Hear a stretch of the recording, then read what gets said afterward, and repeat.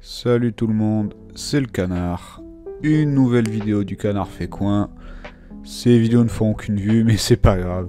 J'aime bien partager ce qui me trotte dans la tête et parler dans les commentaires. Donc pour la minorité des gens qui regardent encore cette vidéo, eh bien coulez-vous un petit café si c'est l'après-midi ou le matin, ou éventuellement une bière si c'est le soir. Oh, tu me diras même l'après-midi, ça fonctionne aussi, hein, moi je juge pas. Alors, aujourd'hui, je veux parler de chinoiserie. Je pense qu'on a tous remarqué l'arrivée en force des marques chinoises sur le marché européen. Et là, je veux surtout parler des motos typées Aventure. Donc, CF Moto avec la MT 4.5, Kove 4.5. Nous sommes loin des vieux modèles avec leur finition dégueulasse plastique fabriquée en biscotte et des petits moteurs pas du tout fiables ni fun.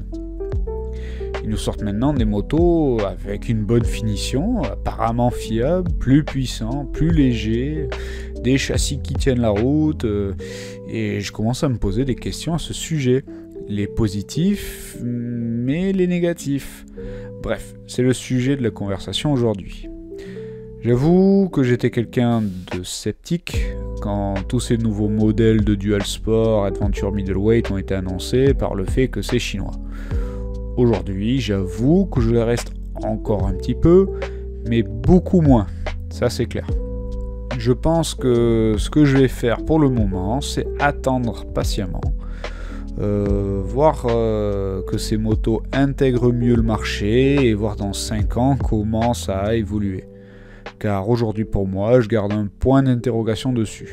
Je vais garder ma 690 que je considère encore le Dual Sport ultime pour le moment. Ou la licorne si l'on veut. N'est-ce pas Ducati, hein? On attend encore Moi j'attends encore un an ou deux avant que vous annonciez la 698 Enduro. Allez, faites le Ducat. Mais il y a encore un truc qui me dérange, et je pense savoir ce que c'est, d'où cette vidéo, mais je voulais en parler avec vous.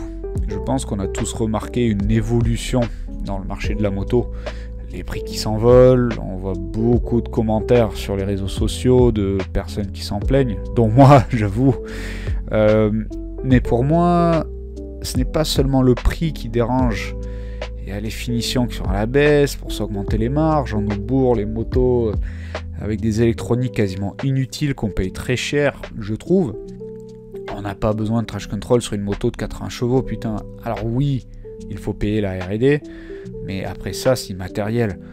Bref, je vais pas repartir sur le sujet. Est-ce que les Chinois sont en train de faire comme les Japonais dans les années 80-90 ?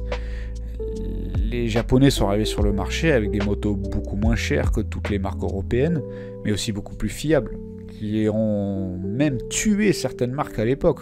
Faut pas oublier. D'autres qui ont fait le retour depuis, mais il y en a encore qui sont jamais revenus. Et en fait, c'est ça qui me fait peur aujourd'hui avec les Chinoises. Mais pour le coup, ce sont les Japonaises qui sont maintenant en danger. On peut voir que les Japonais sont moins présents dans le marché du deux roues aujourd'hui, plus que jamais. Avec des résultats médiocres dans la compétition ces dernières années, Suzuki qui s'est retiré du MotoGP, aucune grosse nouveauté depuis quelques années, la R6 et la R1 qui se retirent du catalogue de modèles homologués dû aux normes européennes, dont les Japonais ne veulent pas se remettre à jour parce que ça se vend pas, ou les Japonais ne sont plus motivés à faire des nouvelles motos et de prendre des risques. Combien de temps on demande à Suzuki de sortir une nouvelle DRZ avec l'injection? Combien de temps on demande un nouveau Dual Sport de 50 chevaux pour 150 kg? De Yamaha de fabriquer un V4 pour le MotoGP? Ils font rien. Et je pense que ça va être ce qu'il est fini. Par contre, les marques européennes prennent une autre direction, qui est peut-être la bonne. Le fait d'augmenter leur prix. Alors, je vais m'expliquer. On va changer de monde rapidement et on va parler du milieu horloger.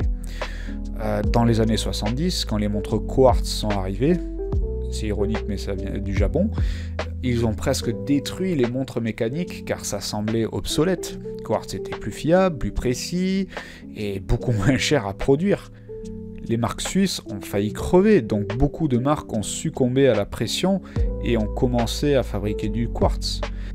Mais c'est Audemars Piguet qui a pris une décision radicale qui a peut-être sauvé l'industrie horlogère. Ils sont partis dans le sens complètement opposé. Créer des montres de luxe pour en gros les personnes passionnées des montres et de leur mécanique.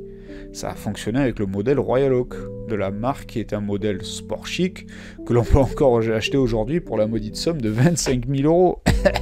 Finalement, les motos ne sont pas si chères que ça, n'est-ce pas?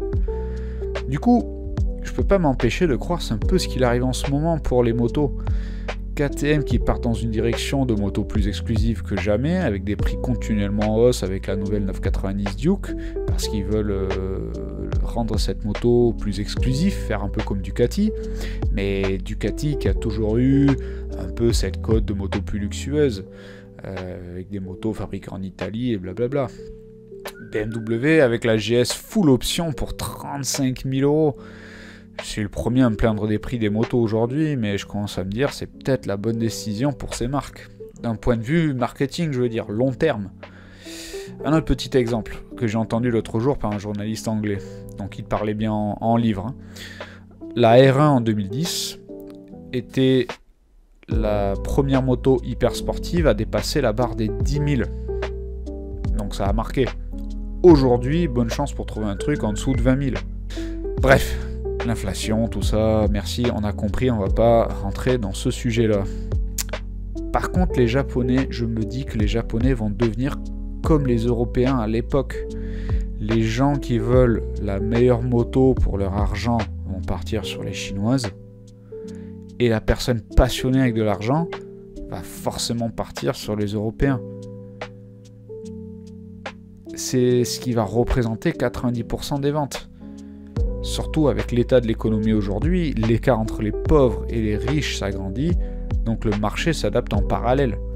Les pauvres, motos chinoises, les riches, les européennes. La classe moyenne, je sais pas trop encore. La moto va devenir un luxe plus qu'un plaisir, et c'est ça qui me fait peur. Bref, peut-être que je réfléchis trop et que je dis n'importe quoi. Je me pose des questions et je serais très intéressé de savoir ce que vous en pensez. Dites-le moi dans les coms. Je ne suis pas quelqu'un d'intelligent, mais j'adore parler moto, donc let's go. Parlons ensemble, j'essaie de répondre à tout le monde. Allez, à bientôt les gars. Ciao.